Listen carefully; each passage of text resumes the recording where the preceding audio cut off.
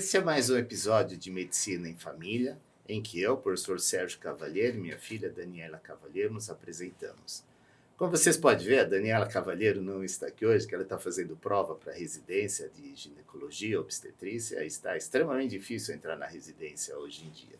Então, eu tive a liberdade de convidar 2 fellows que fazem neurocirurgia pediátrica na Escola Paulista de Medicina, no setor de neurocirurgia pediátrica, o Dr. Paulo, do Amazonas, e o Dr. Wagner, do Rio Grande do Sul, dos 2 extremos do Brasil, que estão passando o ano aqui conosco, vendo o que há de mais moderno dentro da neurocirurgia pediátrica. Obrigado, Paulo, obrigado, Wagner, por estar aqui presente com a gente hoje. Ô, professor, é um prazer estar aqui hoje, hein? Olá a todos, é um prazer, meu professor, estar com o senhor. Tá bom, e tem algo em especial que nós poderíamos discutir, que vocês têm alguma dúvida, que nós possamos esclarecer? Então, professor, tem um assunto que é muito em voga hoje em dia e talvez não, o senhor é um dos pioneiros no Brasil, vamos dizer assim, quem dirá no mundo, que é a neurocirurgia fetal.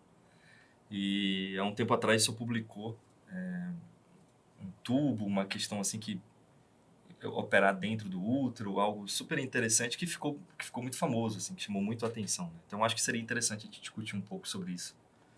Isso é a nossa nova técnica de abrir o útero. Eu digo abrir o útero sem cortar o útero.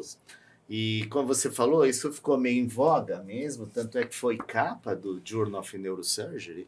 E você sabe, quando você faz um trabalho que as pessoas prestam bastante atenção, acaba virando capa. E já há muito tempo que eu trabalho com hidrocefalia fetal. Então, essa aqui é a minha tese de doutorado da Escola Paulista de 1990. Né? Nós até ganhamos um prêmio da Sociedade de Neurocirurgia do Rio de Janeiro, naquela época, já mexendo com hidrocefalia fetal. Mas quando nós desenvolvemos esse tubo, foi depois de fazermos muitas aberturas no útero para tratamento da mielomeningocele, que é uma das causas mais comuns, de 1 para 1000. Tá? E aí nós desenvolvemos o que nós chamamos um capítulo sobre neurocirurgia fetal, né? E dentro dele a hidrocefalia fetal. Por que nós desenvolvemos esse tubinho, por assim dizer, essa técnica minimamente invasiva? Porque quando nós analisamos o crescimento do útero durante a gestação, ele passa de um tamanho de 75 gramas para 1,5 kg e não aumenta nenhuma célula, né? É só o alongamento assim do útero. Então, pensando nessa situação, eu pensei assim, poxa vida, por que ao invés de cortar o útero, não afastar?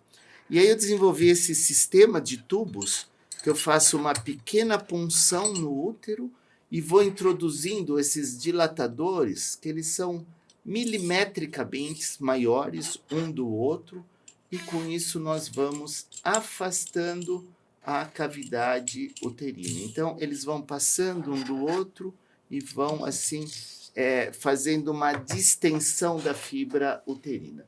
Acho que nós temos um filme aqui, esse é o sistema, então, vários tubos e aqueles pequenos anéis na parte inferior, e esses anéis, durante a cirurgia, eu meço a altura do útero, e aí eu escolho o tamanho desse anel que eu fixo na parede do útero. Professor, é verdade que o senhor treinou antes em bola de basquete? Isso é verdade, mas olha, mostrando como que é, então nós estamos introduzindo esses tubos e eles vão afastando as fibras uterinas. Antigamente nós cortávamos a fibra uterina, justamente para evitar a prematuridade. O grande problema de todas as cirurgias fetais dentro do útero é a prematuridade. Às vezes, cirurgias minimamente invasivas, elas têm uma prematuridade muito alta. E depois que eu coloco o tubo, eu posso operar essas crianças. Como nesse caso, é um caso de uma Hack-Skise, ou seja, um defeito de fechamento do tubo urinal, que nós estamos soltando a medula.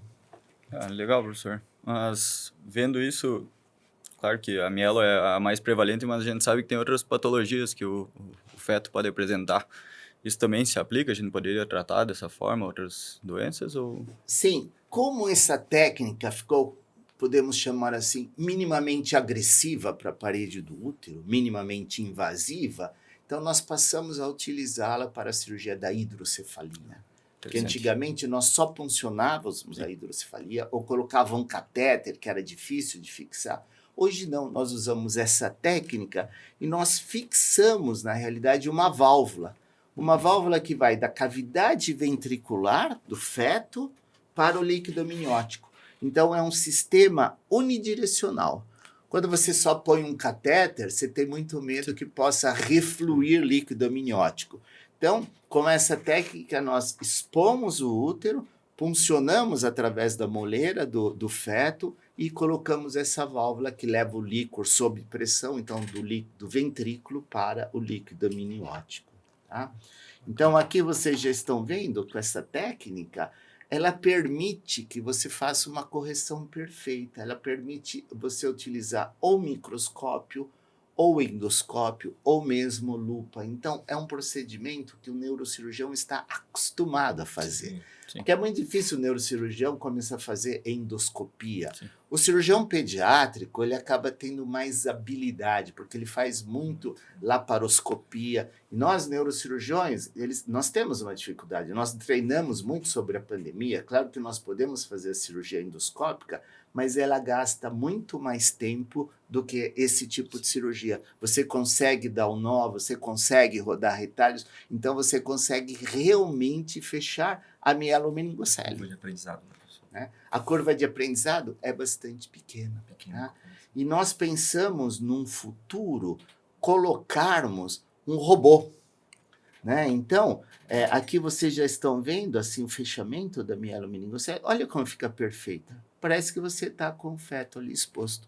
E você fazer essa sutura com o endoscópio, ela gasta muito tempo. Então, um procedimento desse, da mielomeningocele, demora 1h30. E quando você faz com endoscopia, demora 3, 4, e o feto fica exposto ao gás. Depois você tira esse tubo, o útero se fecha, e esse pode ser a porta de entrada para nós usarmos um robô e talvez fazermos uma cirurgia mais precisa. Quer dizer, a cirurgia da mielomeningocele evita a hidrocefalia, evita a colocação de válvula. Com o robô, talvez nós vamos conseguir preservar, na grande maioria dos casos, a parte esfincteriana. Né? Então, isso saiu, como nós falamos, no Journal of Neurosurgery Pediatricus, né? Mas a hidrocefalia, para você que está em casa, e você já sabe, claro, é muito comum dentro da neurocirurgia, é a obstrução da saída do líquor da cavidade ventricular.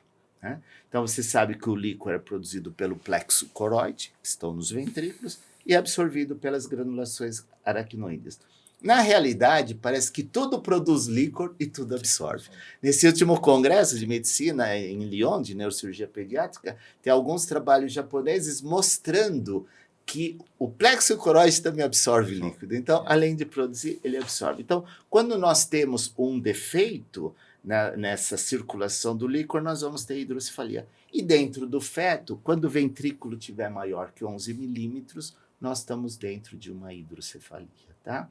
Então, quando é que nós operamos a hidrocefalia dentro do útero? Quando ela é obstrutiva, ou seja, quando nós temos pressão. Porque existe um outro tipo de hidrocefalia que é destrutiva. É um caso que lesa o parênquima cerebral, algumas viroses, como no Zika vírus. Então, você tem um ventrículo grande, mas não tem pressão, não tem por que tratar. Né?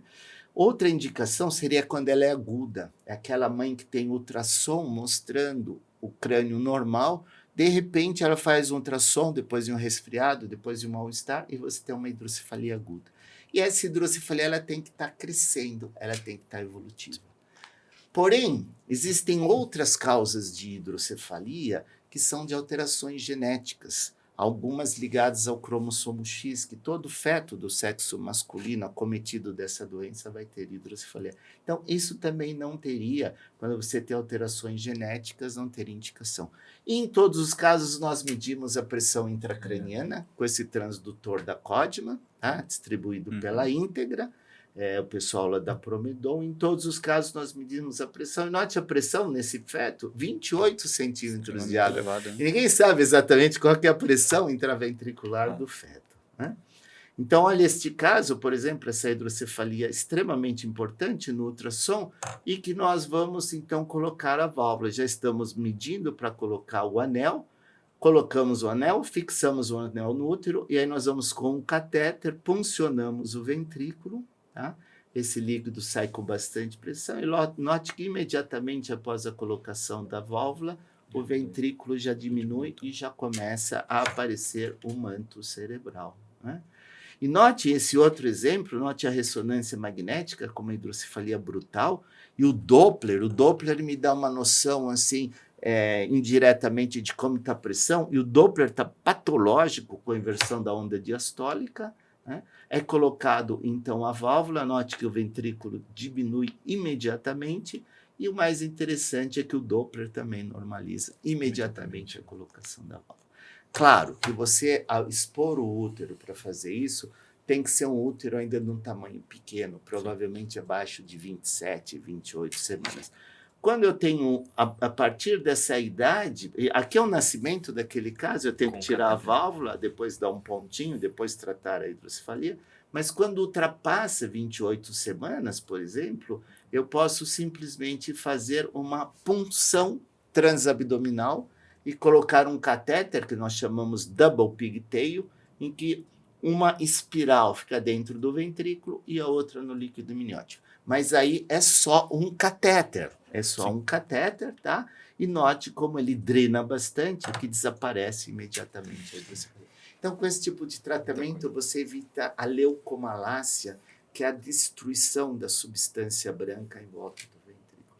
Então, Wagner, nós podemos tratar a mielomeningocele, como foi aquele filme, nós podemos tratar, aqui foi publicado no Journal, nós podemos tratar encefaloceles, e nós já temos uma experiência, nós somos os pioneiros em tratar encefalocele, e agora a hidrocefalia de uma maneira mais precisa. Então, a grande vantagem de você, apesar de abrir o útero, é que você pode fixar a válvula. Nós fixamos a válvula onde eu faço a conexão. Então, aqui é onde eu dou o pontinho na pele da criança, então a válvula fica para fora e o catéter extremamente fino dentro do ventrículo. Então, essas seriam as indicações de tratamento da cirurgia fetal.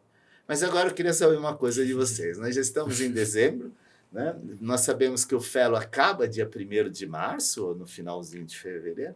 Queria saber o que vocês acharam do fellow aqui na Escola Paulista, o fellow de neurocirurgia pediátrica.